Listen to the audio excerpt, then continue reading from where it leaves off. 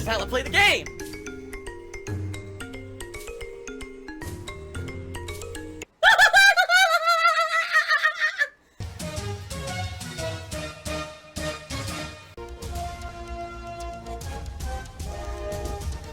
Oh my god! What the fuck? Holy shit! That is an epic fucking intro, dude. And I have to warn everyone. Warning. What you may see right now is going to be absolutely disgusting.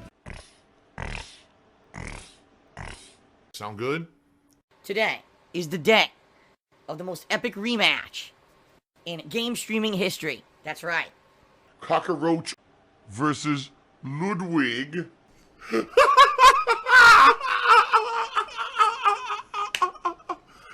I want to do 2 goals this month. One goal is I want to do a silly DSP Tries It video for like a As Seen on TV product or something very ridiculous like I did back in January.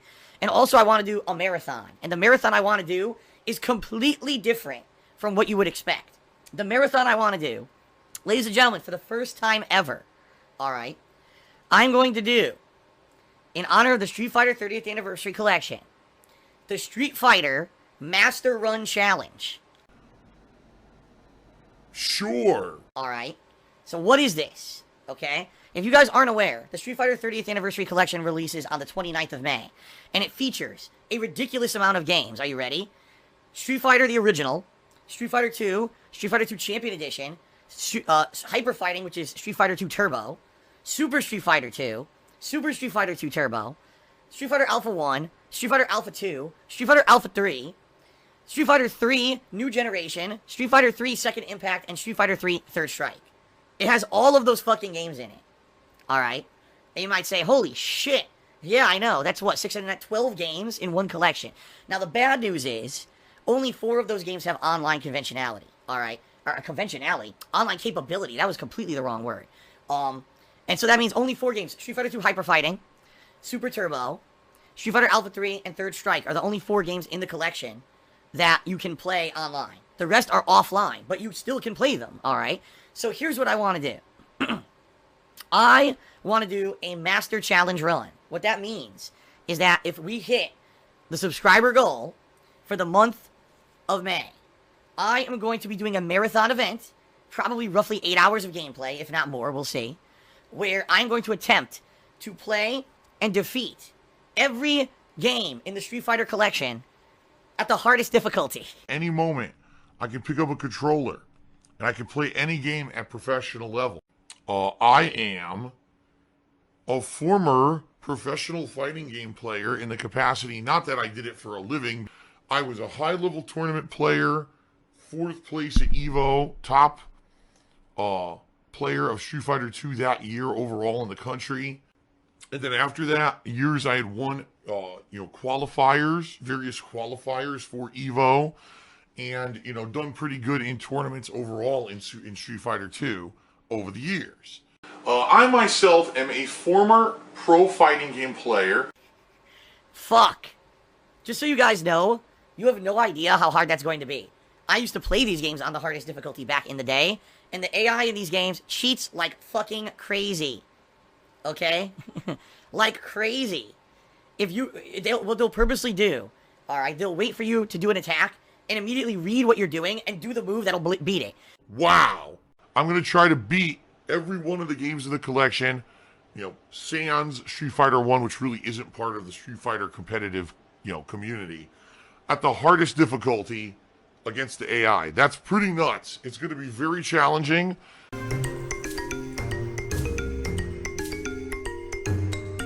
That may, if it is successful, may spur me to do other challenge runs and other styles of games as well as events. Alright? Now, so you might say, alright, well, what's it going to be then? Well, what I'm going to do in honor of this already, being kind of a big thing, I am going to leave the subscriber goal for this month at 475 subs. I'm not going to change it. So it's going to stay from what it was, for April. And we're going to try to push towards 475 subs by the end of the month. Shout outs! Alright, shout out to Ludwig the Detractor, who did a 500-bit cheer. Cheer with a bigger amount, make them bigger so that way they're more significant, And by the way, that is the top cheer for today. So Ludwig the Detractor, of all people, of all names, is the top cheerer on our leaderboard today. Let's get him up there, first of all. So, what does Ludwig say? Ludwig says, hold on. That guy's all screwed up. He says, "What's up, Philly B? Ready to get your ass beat over and over until you cry and run home to mommy." Well, my mommy doesn't live at my home, but I'm looking to exact some kind of revenge from Ludwig. Hopefully I can beat him today, because I would like to see the rest of the DLC. People have told me it's really amazing, like it's a really good DLC. So I would definitely like to see the rest of it. Hopefully I can conquer Ludwig. Genetic Gamer cheered, reacher, and said, "Look here, look, listen. A meme that has nothing to do with me. Congratulations." And the fool asks the following. He said, "Phil, can XCOM 2 win the patron's choice?" No, no, no, no, no, no, no, no. Okay, well, maybe, no, and...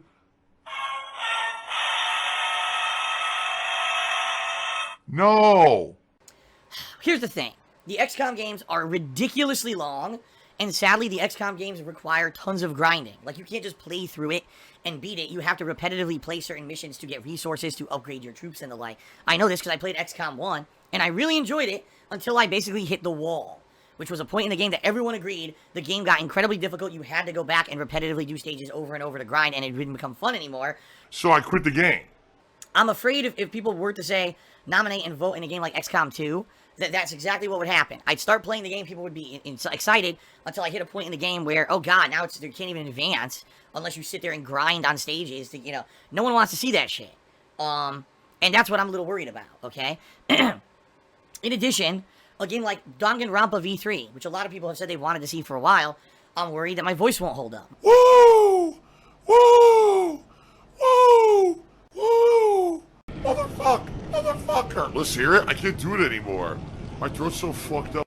My voice, at this point, is doing better than it was for a while, but it's certainly not 100%. And I'm nervous that if I'm playing a game where every time I play it, I'm literally talking constantly, that within a week, my voice will be dead.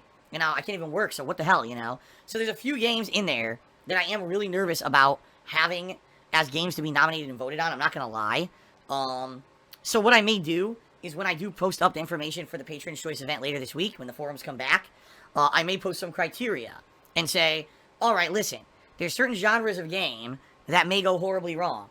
It's okay if you want to nominate and vote on them, but you have to understand the premise that if the game you're nominating is, say, I don't know, longer than 10 hours, chances are it may not be a guaranteed finish because it depends on how things go, like my health with my voice, or, in the case of XCOM, how boring the game gets. Because that's the thing.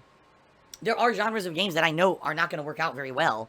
It's one thing if it's an RPG and I could just, play it as a nighttime game and balance with the fun hype stuff. It's another thing if it's a game where I physically can't talk. You know what I mean? Or a game where I have to do 2-3 sessions of 2 hours apiece to do the same missions you've seen already, wasting time, and people will be bored as fuck and no one will show up to watch. So, I'm going to probably, like I said, lay some ground rules when I do post up the information about Patron's Choice later this week. Keep in mind, this is all what-if scenario. We don't know what games people are going to nominate and vote on anyway. So, I guess we'll see. Maybe shouldn't make it that big of a deal until it happens. But I will, up front, lay down some ground rules so people understand up front what's going to happen if games like that win. Alright? Social and national, it's none of my business who you like or what you do outside of my streams. Very, very, very hypocritical. Pretty hypocritical, I agree. I've said this a million times. It really is none of my business. It's only my business if it negatively affects all of us, alright? So I'll give you an example. If you go and you watch other people, you watch This Is How You Don't Play videos, and you watch negative stuff, I could give two craps as long as you don't take that negativity back here into my streams. I am not a person, or I don't feel I'm an authority, I don't feel anyone who's in charge of you in your life to tell you what you can and can't like, or you can and can't watch, alright? It's that simple. I mean, understand... There's a little morality attached to it. You understand that when people make This Is How You Don't Play, This Is How You Don't Play, especially those who actually monetize it, which a few people do, they're making money off of my work without permission. So it really is stealing. But it's up to you if that's what you want to do. I can't stop you, and there's no way I'm going to hold it against you to go watch, negative stuff about me, alright? But if you're going to bring that shit in, like, for example, I watch a guy who makes fun of Phil all the time. Now I'm going to come into his stream chat and spam negative memes constantly that are stupid and insulting and they don't make any sense and they derail the chat. Then you're going to get in trouble, alright? So I don't care what you do, but you know, just please be respectful when you're on stream. I really don't give a crap. Oh my god, excuse me. What pasta do you prefer?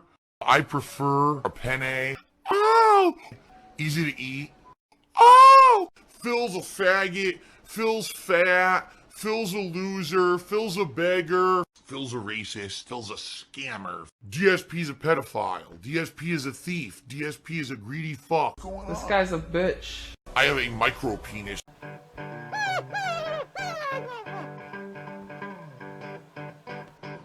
Alright, I'm not dead, but I swear to God I wish I fucking was.